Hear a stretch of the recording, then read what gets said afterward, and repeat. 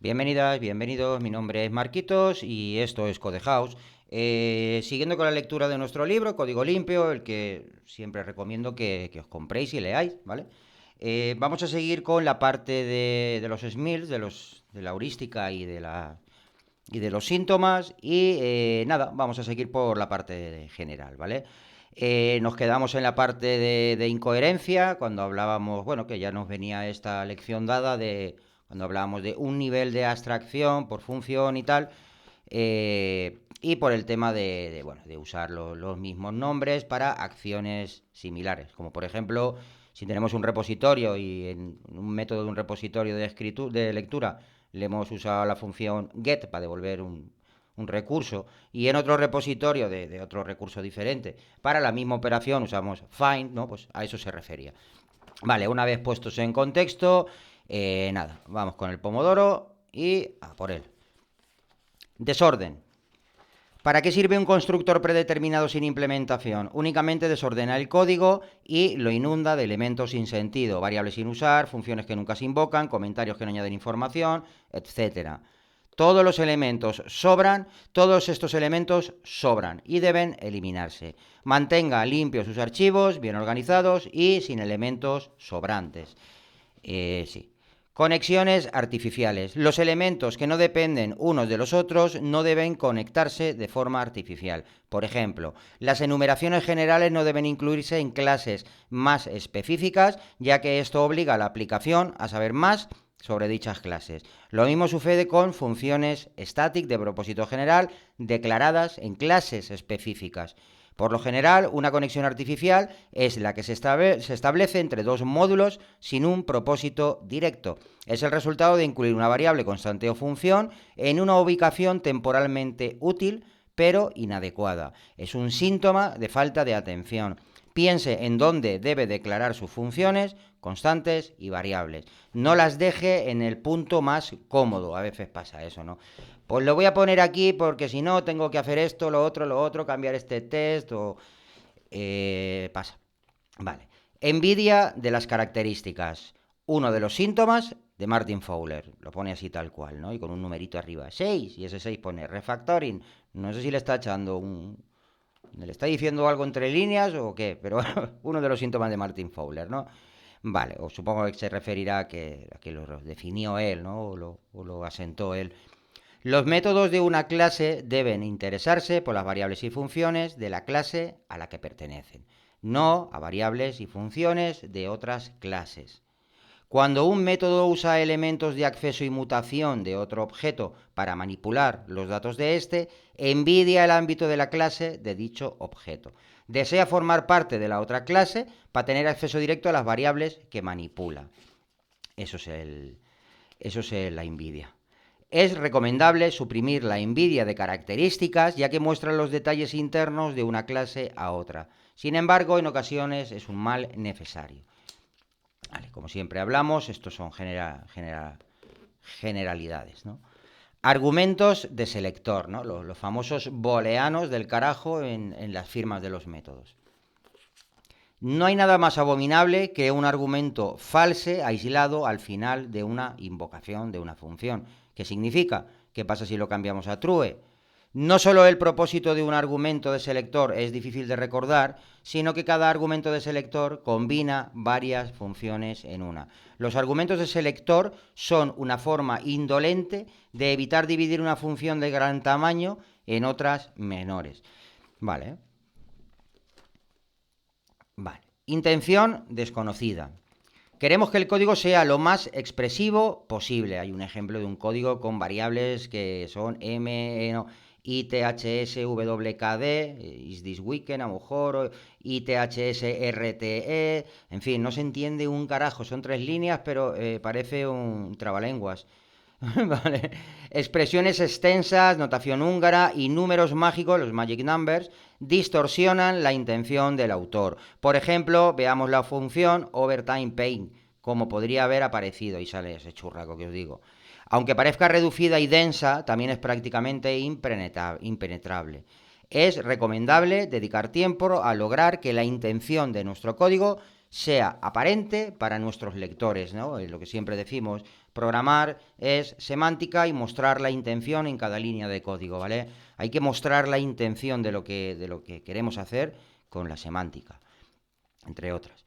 Responsabilidad desubicada. Una de las principales decisiones de un programador de software es dónde ubicar el código. Por ejemplo, dónde incluir la constante pi en la clase math, pertenece a la clase trigonometría o a la clase círculo. El principio de mínima sorpresa vuelve a aparecer. El código debe ubicarse donde el lector espera encontrarlo. La constante pi debe incluirse junto a la declaración de las funciones trigonométricas.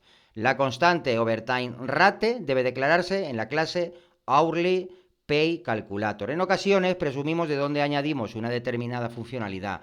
Incluimos una función porque nos resulta cómodo, pero no porque sea intuitivo para el lector. Por ejemplo, puede que tengamos que imprimir un informe con el total de horas que ha trabajado un empleado. Podríamos sumar las horas en el código que imprime el informe o intentar mantener un total en el código que acepte horarios de trabajo. Vale, una forma de tomar esta decisión consiste en analizar el nombre de las funciones. Imagine que el módulo del informe tiene la función getTotalHours. Imagine también que el módulo que acepta horarios de trabajo tiene la función SaveTimeCard. ¿Cuál de las dos, por el nombre, implica el cálculo total de las horas? La respuesta es evidente. Existen motivos de rendimiento para calcular el total como horarios de trabajo y no como informe impreso. Es correcto, pero el nombre de las funciones debería de reflejarlo también. Vale. Por ejemplo, debería haber una función compute running total of hours en el módulo de horarios. Vale. Elementos estáticos incorrectos. Vale, vamos a ver. Nos pone la primera línea una expresión que es mat.max. Y entre paréntesis, WAW, la firma de la función estática max de la clase math de Java. Es un método estático correcto, no opera en una única instancia. De hecho, sería un error tener que usar newmat.max o incluso a.max. A es una instancia de lo que es el newmat. Todos los datos que usa max provienen de sus dos argumentos, no de un objeto. Además, es prácticamente imposible que queramos que max como suena, ¿no? Mad Max, sea polimórfico. Sin embargo, en ocasiones creamos funciones estáticas que no deben de serlo. Y pone un ejemplito. Vale, sobre eso. Hourly pay calculator.calculate pay, ¿no? Y le pasamos un empleado y el overtime rate. De nuevo, parece una función razonable. No opera en un objeto concreto y recibe todos los datos de su argumento. Sin embargo, existe la posibilidad de que queramos que sea polimórfica. Puede que queramos implementar distintos algoritmos para calcular el precio de la hora, ¿no? Imaginaos la hora entre semana o la hora por la noche, la hora fin de semana. En este caso la función no debe de ser estática, debería ser una función miembro de empleado.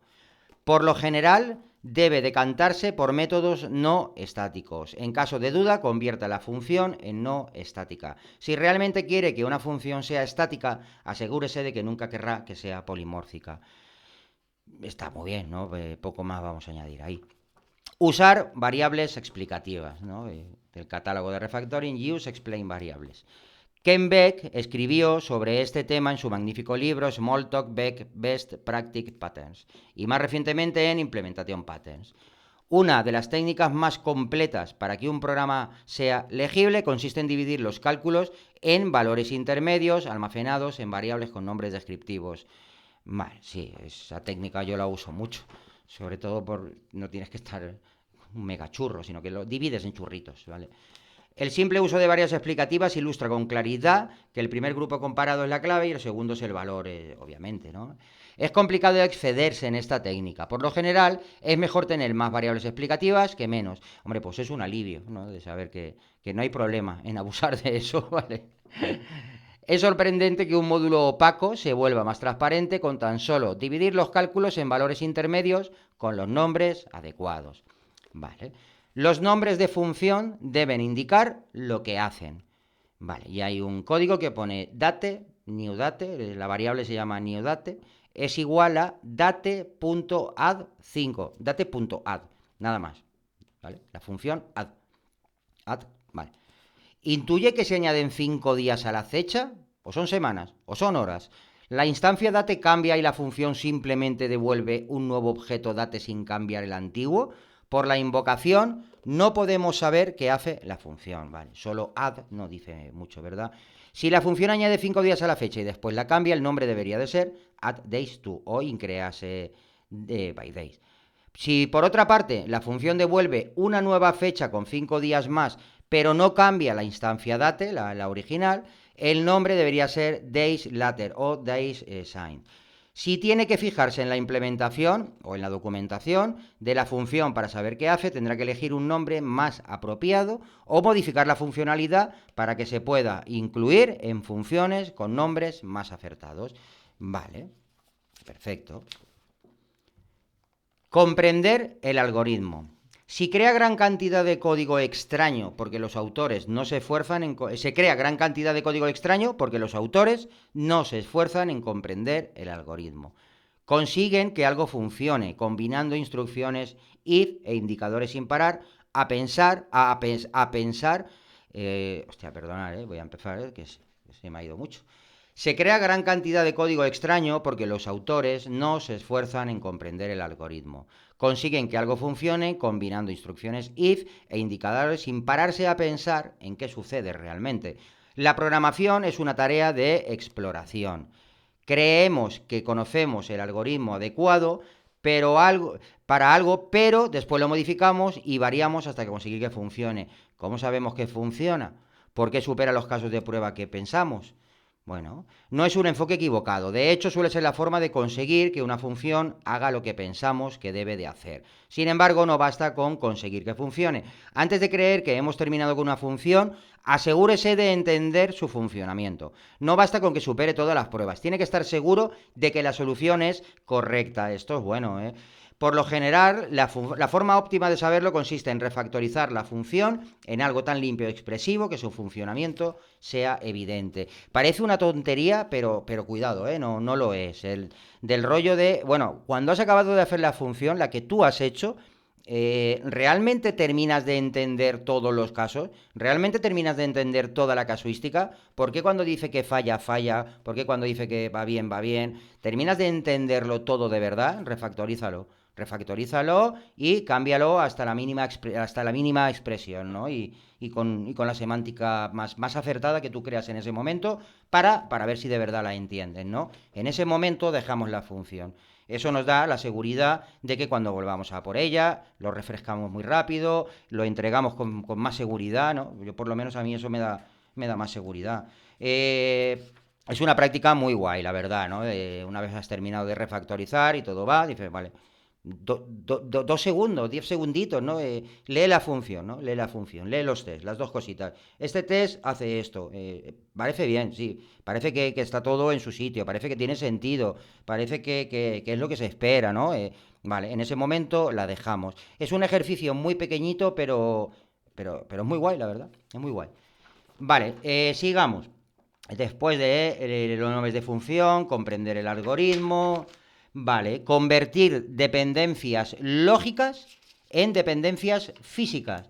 Si un módulo depende de otro, dicha dependencia debe de ser física, no solo lógica. El módulo dependiente no debe asumir aspectos, es decir, dependencias lógicas, sobre el módulo del que pertenece. Por el contrario, debe solicitar de forma explícita al módulo toda la información de la que depende. Por ejemplo, imagine que tiene que crear una función que imprima un informe de las horas trabajadas por cada empleado. La clase Hourly Reporter recopila los datos y se los pasa a Hourly Reporter Formatter para imprimirlos. Vale, hay un código de una clase que se llama efectivamente Hourly Reporter con unos metoditos, en fin, se ve bastante aseadita. Este código tiene una dependencia lógica que no se ha convertido en física. La detecta, vale, es la constante page_size. En un método hay un if page.size es igual a una constante que se llama page_size, ¿no? Vale, vamos a ver qué tiene que decir de eso. ¿Para qué necesita Hourly Reporter saber el tamaño de la página? El tamaño de la página debe ser responsabilidad de Aulir Reporter Formatter. La declaración de PageShift en Aulir Reporter representa una responsabilidad descuidada que hace que Aulir Reporter asuma que conoce el tamaño que debe tener la página. Esta presunción es una dependencia lógica de Aulir Reporter, ¿vale? Y depende de que Aulir Reporter Formatter pueda procesar tamaños de página de hasta 55, pone. Vale. Si alguna implementación de Aulir Reporter Formatter no puede asumir estos tamaños, se producirá un error. Podemos convertir en física esta dependencia si creamos un nuevo método en Aulir Report Formatter con el nombre getMaxPageShift. Tras ello, Aulir Reporter invoca a esta función en lugar de usar la constante. Vale, sí, vamos a seguir, hay que seguir. Vale. Polimorfismo antes que if else o switch case. Vale. Puede parecer una sugerencia extraña, dado el tema descriptivo en el capítulo 6. En ese capítulo afirmo que la instrucción switch son adecuadas en parte del sistema en las que se añadan más funciones nuevas que tipos nuevos. Eso lo vimos, ¿verdad? Vale. Por un lado, la mayoría usamos instrucciones switch por ser una solución de fuerza bruta evidente, no por ser la solución perfecta. Por tanto, esta heurística nos recuerda que debemos considerar el uso del polimorfismo antes que el uso del switch. Por otra parte, los casos en los que las funciones son más volátiles que los tipos son escasos. Por otra parte, los casos en los que las funciones son más volátiles que los tipos son escasos. Por tanto, toda instrucción switch es sospechosa. Suelo aplicar la siguiente regla de una instrucción switch. No puede haber más de una instrucción switch por cada tipo de selección. Los casos de instrucción switch deben crear objetos polimórficos que ocupen el lugar de otras instrucciones switch similares en el resto del sistema. A ver, olvidaros que no hace ni falta hacer un switch case o el if else. Ya nos proveen de herramientas, sobre todo en el libro de refactoring, ¿no? Que hay uno que se dedica a esto, ¿no? El replace, los condicionales por polimorfismo, entre otras. No sé, es que no se me ocurre ninguna razón para usar un switch case, no por nada, de verdad, no se me ocurre ninguna razón que no se pueda resolver con cualquier otra cosa.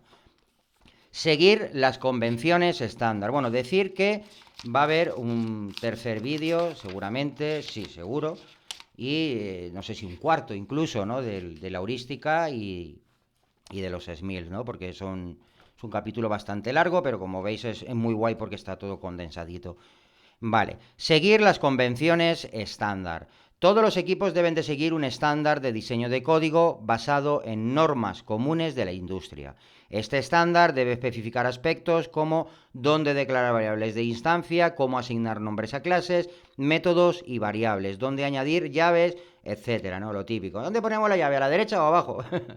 El equipo no debe necesitar un documento que describa estas convenciones, ya que su código proporciona los ejemplos.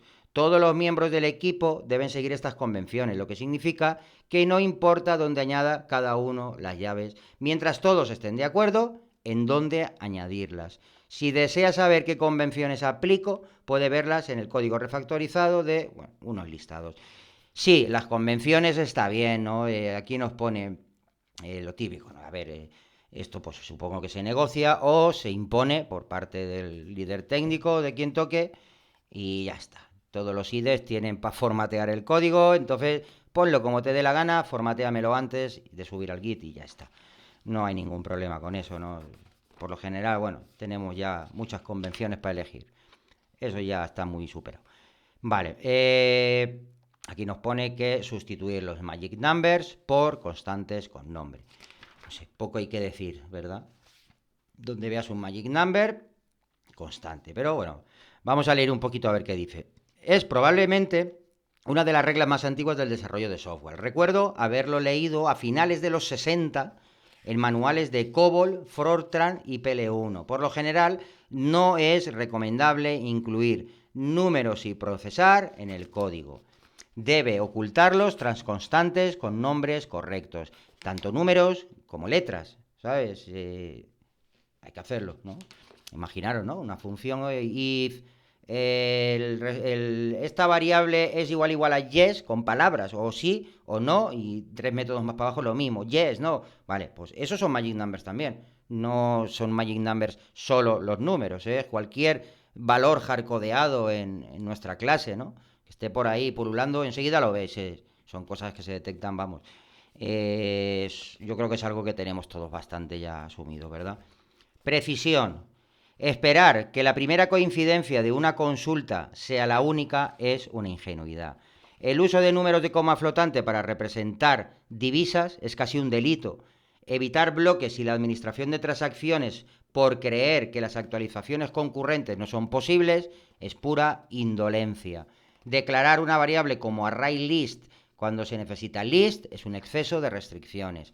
Crear todas las variables como protected de la forma predeterminada es una falta de restricción y de respeto, diría yo.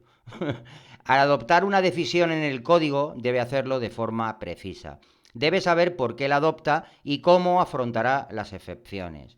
No sea indolente sobre la precisión de sus decisiones. Si decide invocar una función que pueda devolver null, asegúrese de comprobar null. Si consulta el que considera el único registro de la base de datos, asegúrese de que el código comprueba que no hay otros. Si tiene que trabajar con divisas, use enteros y aplique el redondeo correcto. Si existe la posibilidad de una actualización concurrente, asegúrese de implementar algún tipo de mecanismo de bloqueo. En el código, la ambigüedad y las imprecisiones son el resultado de desacuerdos o de su indolencia. En cualquier caso, elimínelas. Guay.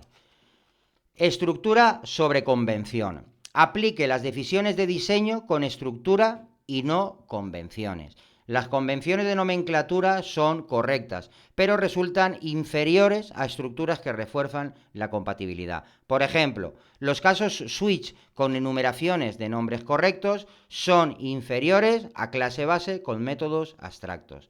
No estamos obligados a implementar siempre la instrucción switch case de la misma forma, pero las clases base hacen que las clases concretas implementen métodos abstractos. Encapsular condicionales. Hay un ejemplo que pone if y dentro una llamada. Should be deleted y entre paréntesis time. Vale, y nos dice, la lógica booleana es difícil de entender sin necesidad de verla en un contexto, ¿no? En una instrucción if, en while. Extraiga funciones que expliquen el cometido de la condicional. Vale, aquí nos dice que es mejor un if y llamar a un método que te devuelva booleano que if y timer.hasExpire and no timer is recurrent and or, es decir, todo eso que hay en el if, extract method. Vale, continuamos, ya no nos queda mucho para terminar este pomodoro, pero vamos a ver si terminamos las de generales. No, es que son... No nos va a dar tiempo, son muchas. Bueno, sigamos. Está bueno, venga. Evitar condiciones condicionales negativas. Ni lo voy a leer, ¿verdad? If, la exclamación, intentar evitarlo, ¿no? Siempre es mejor que el if se lea en positivo, no en negativo. Las funciones solo deben de hacer una cosa. Toma ya. ¿Esto es nuevo? Es tentador crear funciones con varias secciones que realicen una serie de operaciones. Este tipo de funciones hacen más de una cosa y deben convertirse en funciones de menor tamaño, para cada una para una cosa. Vale, pues eso, es una función que hace muchas cosas, luego la divides en varias que hacen una sola. Conexiones temporales ocultas. Las conexiones temporales suelen ser necesarias, pero no debe ocultar la conexión. Estructure los argumentos de sus funciones de modo que el orden de invocación sea evidente. Eso también lo veíamos, ¿no? en el tema del formato, creo que era. Vale, también un poco, pues eso, para mostrar las conexiones, ¿no? De un método con otro. Vale, evitar la arbitrariedad. Argumente la estructura de su código y asegúrese de que la estructura del código comunica dicho argumento. Si la estructura parece arbitraria, otros se verán con derecho a modificarla. Si la estructura parece coherente en la totalidad del sistema, otros la usarán y conservarán la convención, ¿no? Si le gustan lo que hace. El problema es que somos demasiado ego. Vale, por ejemplo, recientemente repasaba cambios realizados en un proyecto y descubrí lo siguiente. Bueno, sale un public class alias link widget, ¿no? Que extiende de parent widget y tiene un inner class, ¿no? Esto es Java, obviamente. Tiene un inner class que se llama variable expanding widget root. Vale, el problema es que variable expanding widget root no debía estar en el ámbito de la clase padre, de alias link widget. Es más, otras clases sin relación usaban alias link widget, variable expanding widget root, y no tenían por qué saber nada de alias. Vale, correcto. Está encapsulada, es un inner class. Puede que el programador añadiera la clase, el inner class, por comodidad o que realmente pensara que debía formar parte del ámbito de la padre, ¿no? De alias widget. Independientemente del motivo, el resultado será arbitrario. Las clases públicas que no son de utilidad de otra clase no deben incluirse en el ámbito de esa otra clase. La convención es convertirlas en públicas en el nivel superior de su paquete. Vale, esto ya se puede aplicar no solo a Java, ¿no? Y hay paquetes y límites y todas esas cositas. Vale, encapsular condiciones de límite. Las condiciones de límite son difíciles de controlar. Aísle su procesamiento y no permita que se transfiera al resto del código. No necesitamos legiones de +1 o -1, eso de -1, más menos. Por todas partes, vale. Aquí hay un ejemplo que pone if level +1 es menor de tags.len, vale. Y luego abajo, dentro del bloque del if, vuelves a usar level +1. Esto pasa mucho también. Level +1 aparece 2 veces. Es una condición del límite que debe encapsularse en una variable con un nombre como nextLevel, por ejemplo. Vale, eso está guay, vale. Las funciones solo deben defender un nivel de abstracción. Esto sí que lo hemos visto ya, vale. Varias veces, no una, varias me refiero. Las instrucciones de una función deben crearse en el mismo nivel de abstracción.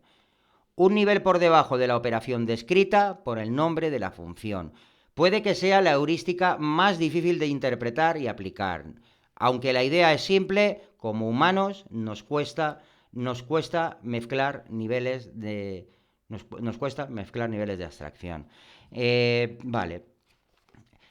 Aparece una funcioncita que se llama render con un cifre mayor que 0, HTML append, bla, bla, bla. Si lo analiza verá lo que sucede. Esta función crea la etiqueta HTML que traza una regla horizontal, ¿no? Un HR. Vale. La altura de la regla se especifica en la variable size. Fíjese otra vez en el código. Este método mezcla al menos 2 niveles de abstracción. Vamos a ver si vemos esos niveles de abstracción. El primero es la noción de que una regla horizontal tenga tamaño.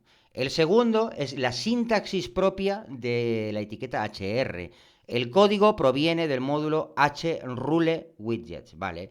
Este módulo detecta una fila de 4 o más guiones y la convierte en una etiqueta HR. Está guay, ¿no? Cuantos más guiones haya, mayor será el tamaño del HR. Vale, luego la refactoriza y hace 2 métodos. Uno es render y otro hrsize. A eso se refiere cuando hablamos de un solo nivel de abstracción.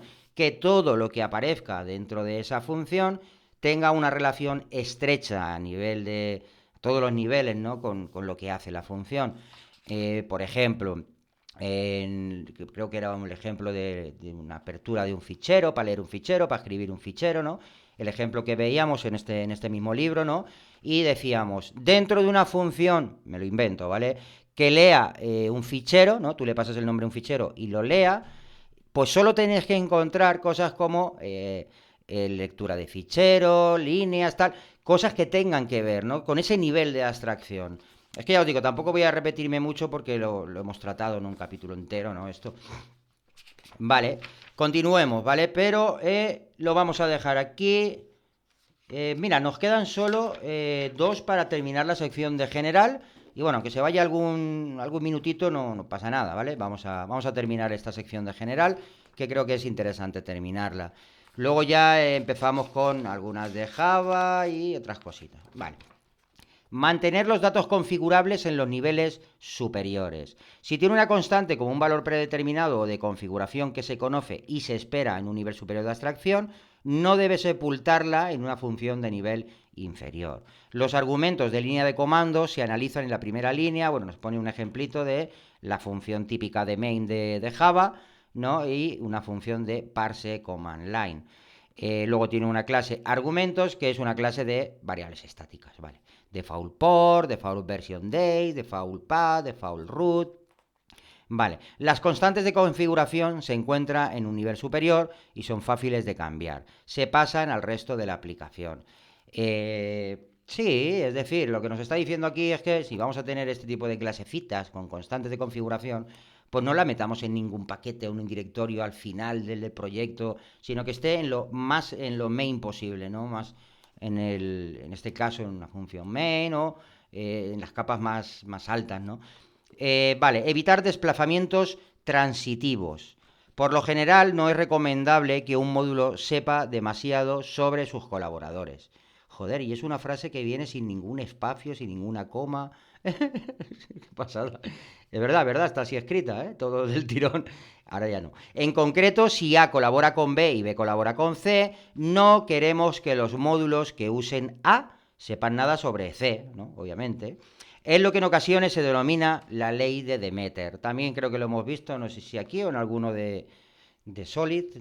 Vale, la de Demeter, la ley de Demeter, yo siempre la junto a Solid. Para mí es Solid más D. Debería de formar parte de esa ley de Solid. Y básicamente lo que dice es que no hables con desconocidos. Puedes llamar a métodos cuando estás en un método, me valga la redundancia, de los objetos que te pasen, los objetos que tengas en la clase, los objetos que tú instancies. No más, no esa cadena de llamadas.